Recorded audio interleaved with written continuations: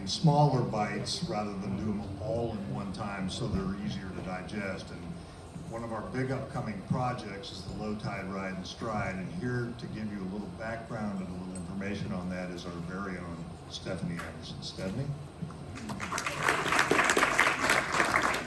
Okay, we're going to start with the go ahead with the video. Do we get the volume?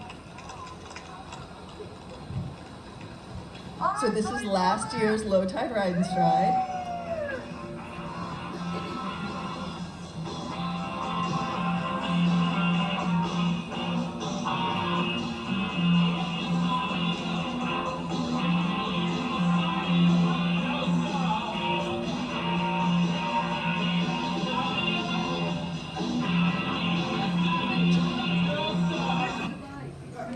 Fantastic. So, as you can see, the Low Tide Ride and Stride is so much fun.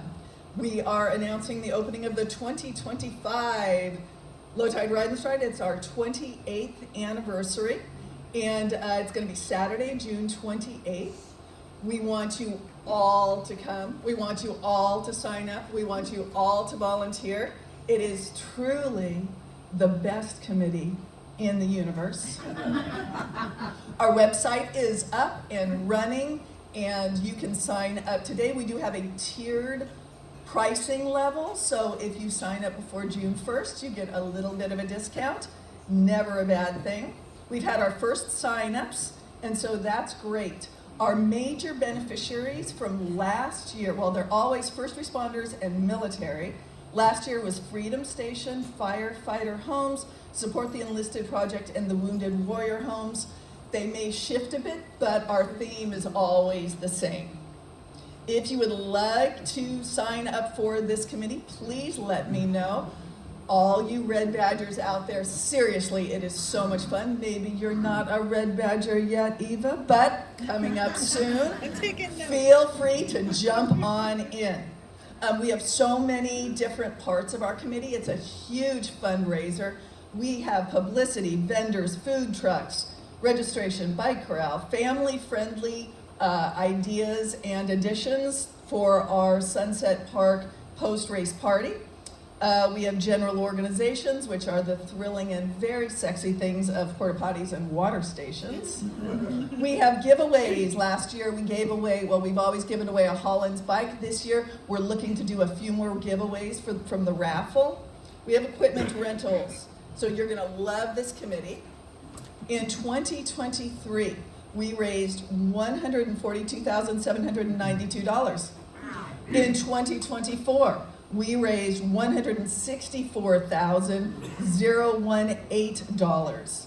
In 2025, we are going for $175,000 that we would like to raise for these amazing beneficiaries.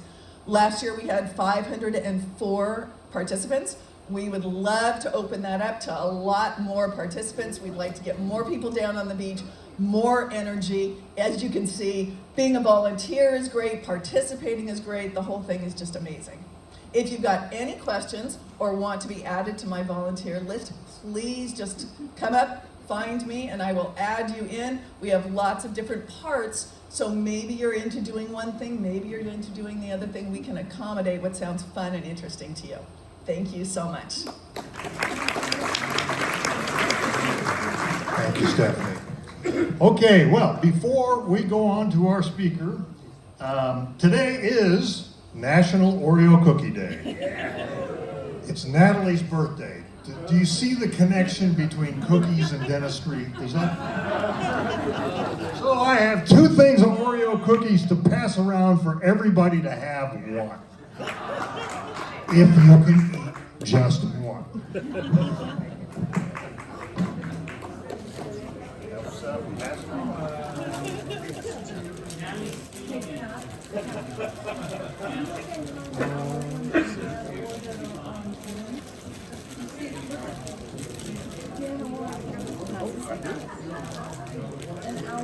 Okay, before I pass this on, I want everybody to say hello to Dan Orr, who's up here on the right-hand side. Dan, we miss you, and we hope you come back soon.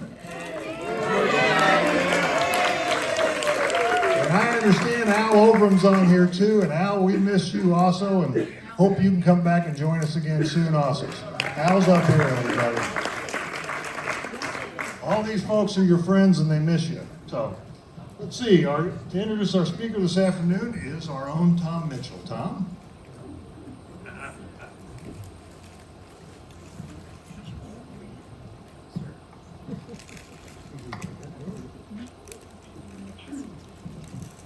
Well, this is a real honor for me, but I have to get out my notes.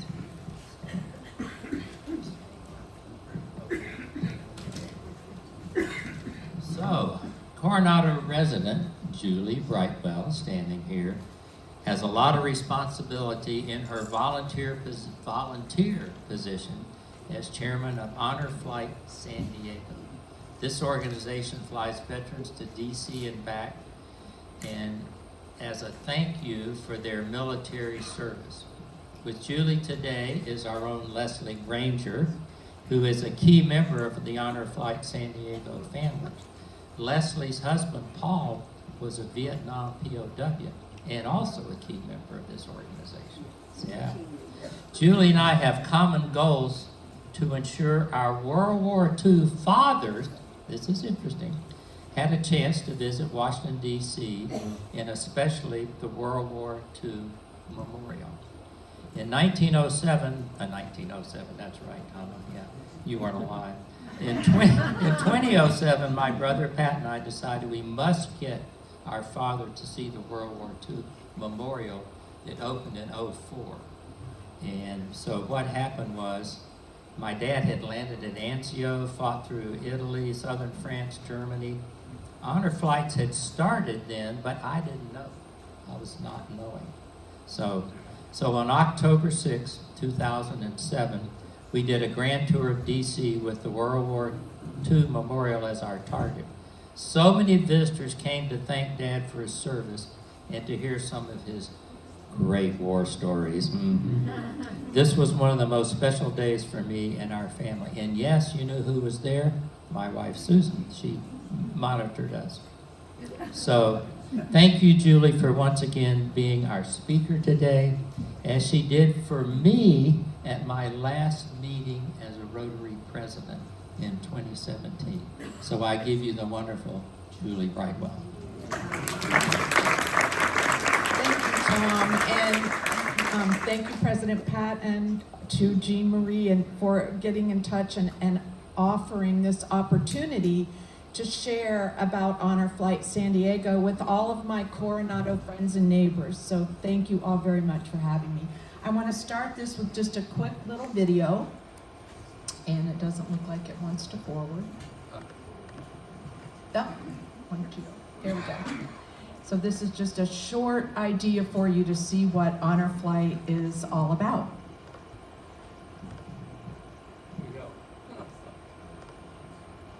Well, it was playing before we started the meeting, which is usually how that goes.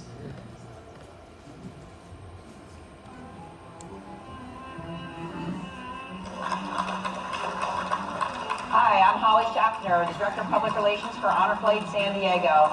And I just want our veterans to know from the moment they get to San Diego International Airport that they are loved, they are adored, and this trip is for them.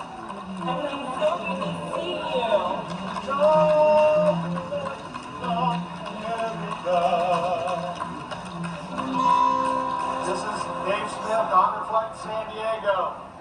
During war times or when people are on active duty and out of the country, one of the best means of communication they have is receiving communications from home. Back in World War II, Korea, and even in Vietnam era, they didn't have all the electronic communications we have today. So one of the most important things that would take place is when they would receive mail from home. From San Diego, Honor Flight with veterans from World War II, Korea, Vietnam. God bless our veterans. God bless America, land of the free, because of the brave. We are honoring them for their service and sacrifice, especially what they endured during their wars. And to those Vietnam veterans who did not receive their homecoming, 50 years later, we say, welcome home.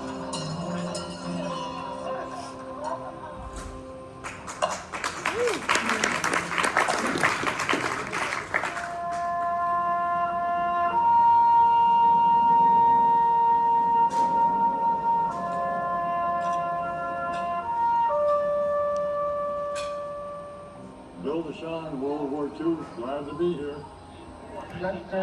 World War II, glad to be here. Ronald Smith, World War II, glad to be here. Al World War II, glad to be here. Everything we do here is to make these veterans feel loved and honored and appreciated. And it's our way of saying thank you. And this means the world to them, to be with each other, to be with other team members, to be with other service members, and sometimes their families, and share their stories. I am Bill Kazee. I was with the Marine going to Vietnam, 3rd Marine Division Truck and Com Company. And it is wonderful to be here, especially to be here at the memorial to see the flag that was rigged over Iwo Jima. Appreciate it very, very much. I'm glad I came here to see this. I'm glad to be with my fellow shipmates here. I am Jacqueline Schwab Hewitt. I was in the Army Nurse Corps, and this honor flight trip has been absolutely unimaginably wonderful. And there's been surprises around every corner, and they had a special tribute for women in the military. I'm Marcus Washington. I served in Vietnam from 1965 to 1966. Stayed for 2 years in Vietnam. I did a total of 3 tours. I was wounded on my 2nd tour, and to be here at this memorial is very heartening and heartwarming and gratifying to see. Cliff McCleary from Paul's Island, South Carolina. And I volunteered and went to Paris Island and Quantico and in Vietnam. Had a recon team. And 2 dead and 11 wounded on that last patrol. I was wounded a total of 7 times. I love this country. I think it's worth living for. It's worth dying for. And it's just an honor to be with us on a flight. And I'm honored to be a Marine. Hi, I'm Dave Smith with Honor Flight San Diego. This is my 28th trip to the Vietnam Wall, and every time I'm here, there are many different things that touch me as we go through. It's always very emotional to see Vietnam veterans that come and find folks that they had served with that were lost in Vietnam. And we do find that this can be very healing, and we do get some closure with having the opportunity to reflect on those that we served with, loved, and cared for. Hi, my name is Gary Roselle. I was in Vietnam in 1966, 67. Short stay at home, and back in 68 and 69. Some true heroes were here, but the real heroes we left. There was 59,000 some odd of them. So, again, it's humbling to be here, it really is. My name is Steve Phillips.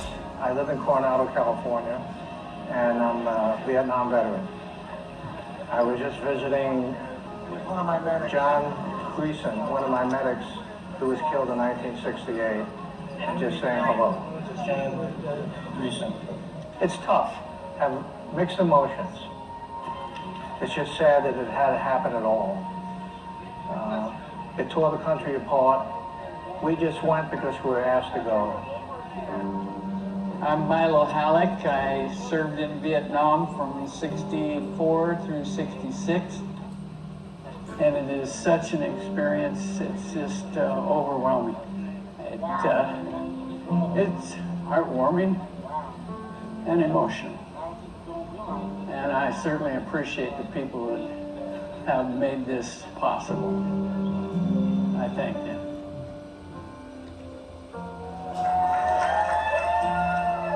My name's Julie Brightwell, and I'm the chairman of Honor Flight San Diego. And this last trip was my 55th flight taking our World War II, Korea, and Vietnam veterans to Washington, D.C. It's been a chance to honor them each time, and one of the most thrilling, heart-wrenching moments of this whole flight is the welcome home. They return to the airport that is absolutely filled with 1,000 people that are cheering them, hugging them, thanking them, shaking their hands, holding up signs, and letting them know how grateful they are for their service. And it just never gets old.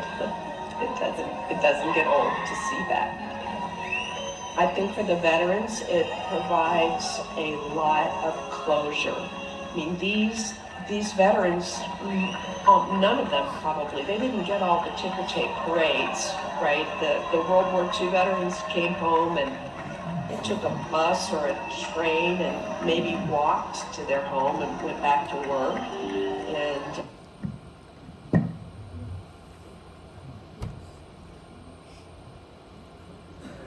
Okay, well, that might be the end of the video. There was just about a minute left.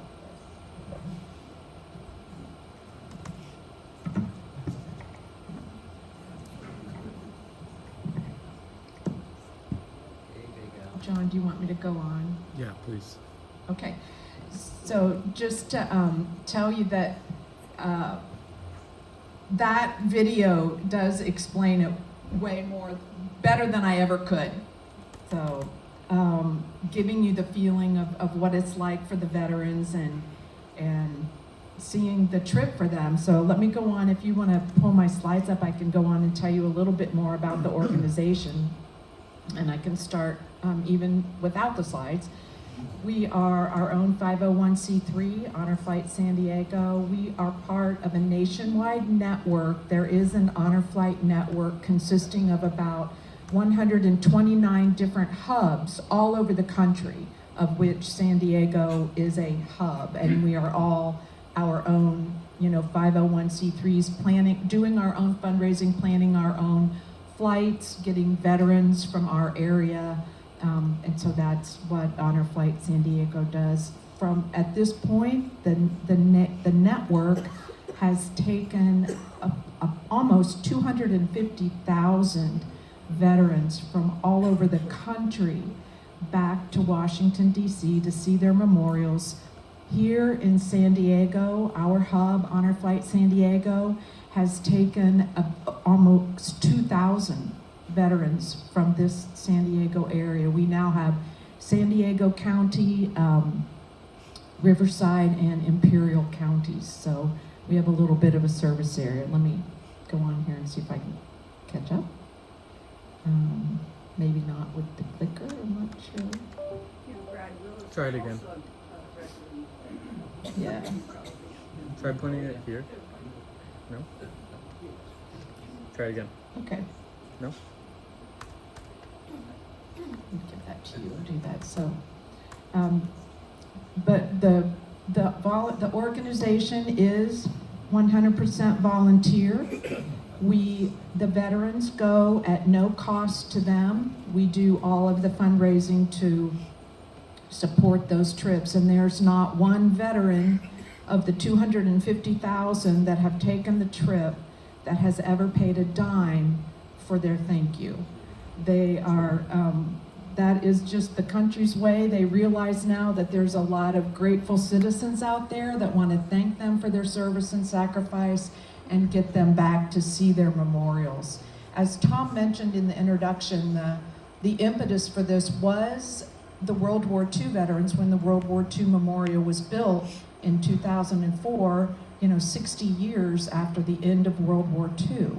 And many of those World War II veterans at that point, even then, were not going to be able financially or physically to plan a trip like that and get back there. The founder was a physician's assistant. He was an Air Force veteran and a pilot, and started taking veterans back in little small planes and realized that, this isn't the right scale. We need to bump this up. There was another gentleman in North Carolina that heard about these trips going back to the World War II Memorial with World War II veterans and decided that he was going to get every veteran in Henderson County back to Washington, D.C. to see their memorials, and they ended up chartering 2 flights and got every World War II veteran back from that county. So that was all happening in 2004, 2005. Getting that going, and then now, as I said, we have 129 hubs all over the country to do that. Let me see if I can, okay, there we go. I was just going to give you a little bit of a rundown from the trip that you saw in the video. We cram a lot into the day. We fly all day Friday, we charter the airplane, we'll fill it with 178 seats, and about 80 or 90 of those are veterans each time. They have a volunteer guardian that goes with them to help make sure, and I know them. Amy Stewart was a guardian. Amy and I met each other, I'm not sure what year that was, maybe 2013 probably, and we happened to be roommates when we were both serving as a guardian on the flight. And I know, are there any Rotarians here who have been on their honor flight? Roger. Oh, Roger's here. Okay, Roger Clapp is here. And of course, Tom has served as a guardian as well. So we appreciate that. But you can speak to them for firsthand experience, right? If to verify what I'm saying.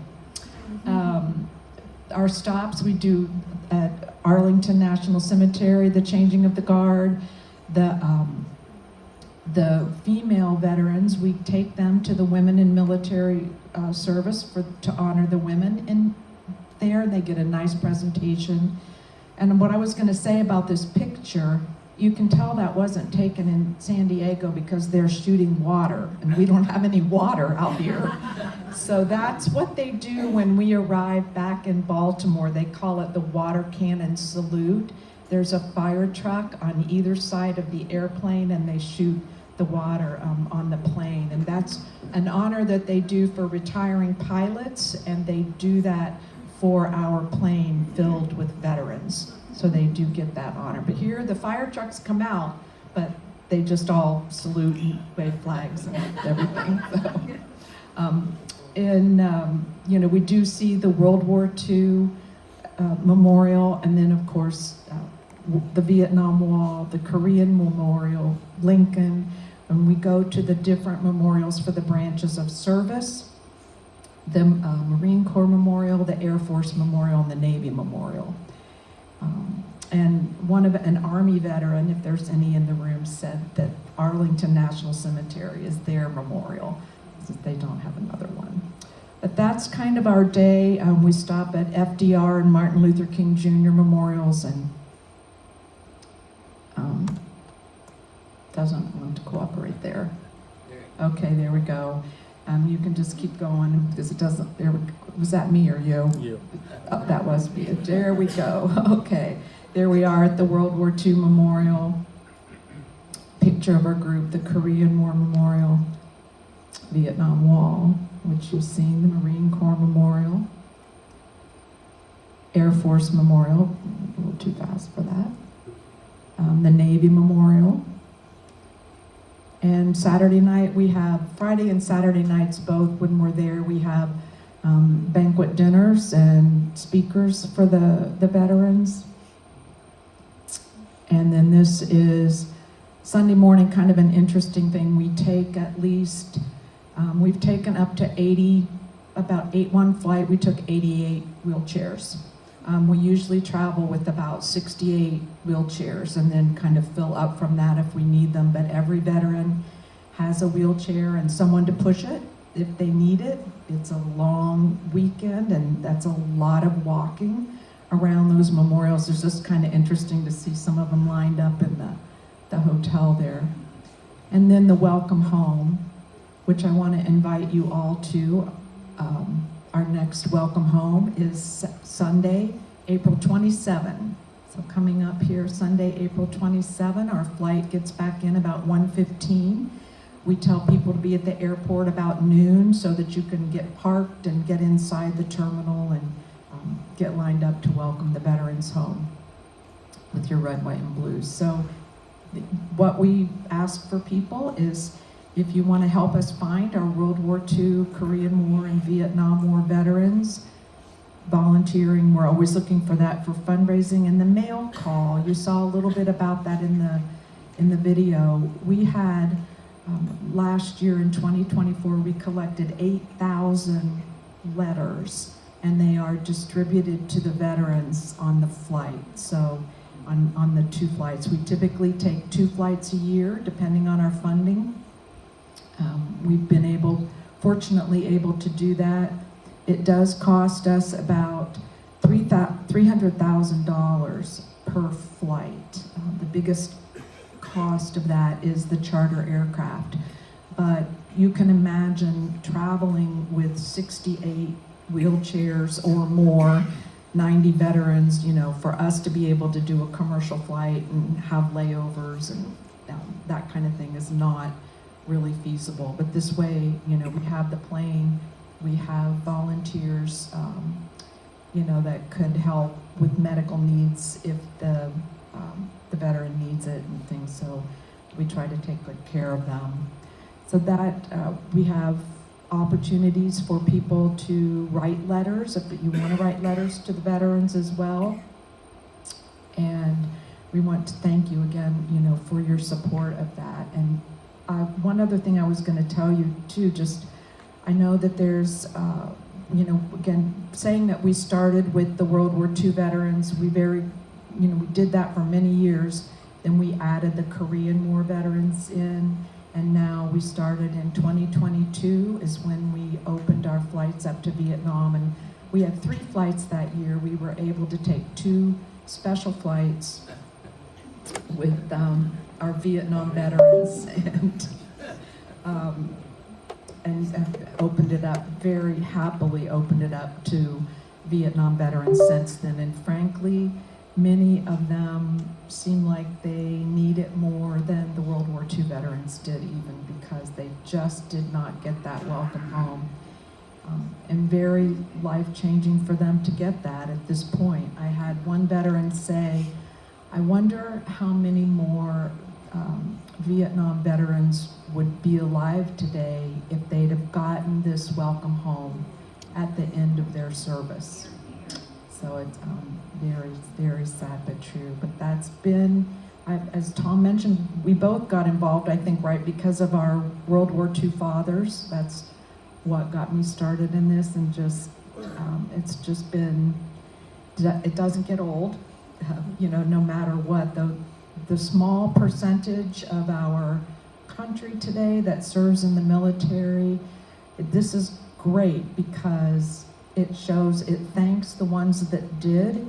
We're able to make connections between these veterans and the people that are writing letters, which are school groups, church groups, just civic organizations, just interested individuals. They're making those connections, and they see people are bringing their children to the airport, and they're able to see that this is how we respect our military, what we want to do to thank them, and why it's important for our country. So are there questions I can answer for you about the trip? Yes.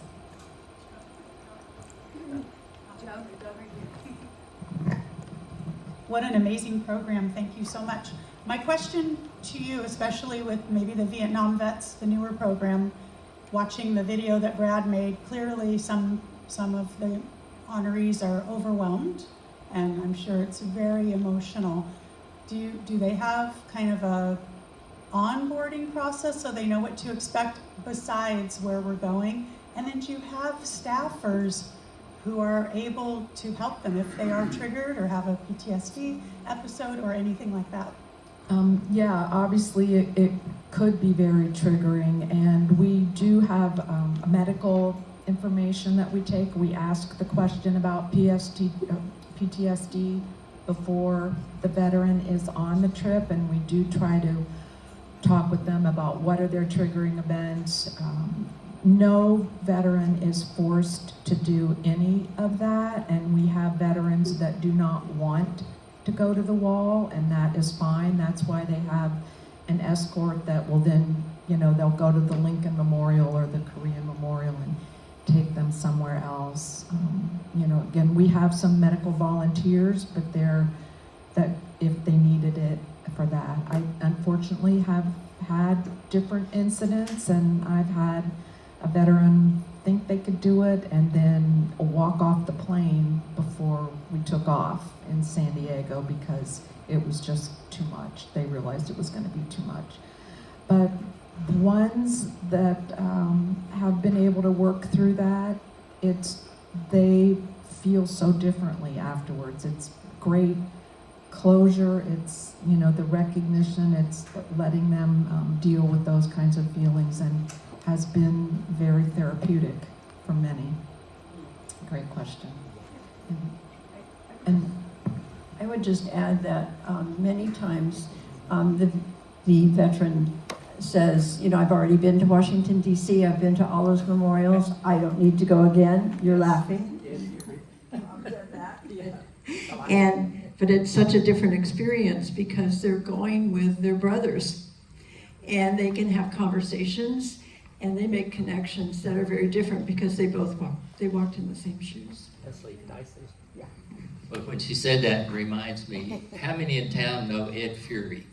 You know Ed? No, a lot of people. Anyway, Ed is a character. He's about 90 now. I still plays tennis, and but anyway, and he's from D.C. So I'm playing tennis with him one day, and he comes to me and he said, the honor flight has reached out to me because he had been a Seawolf pilot in Vietnam, and they want to take me to D.C. And I said, boy, Ed, that's great. He said, I don't want to go. I'm from D.C. Why in the heck would I want to go back to D.C.? And I explained to him, because I'd already been on the flight. I said, no, you don't understand.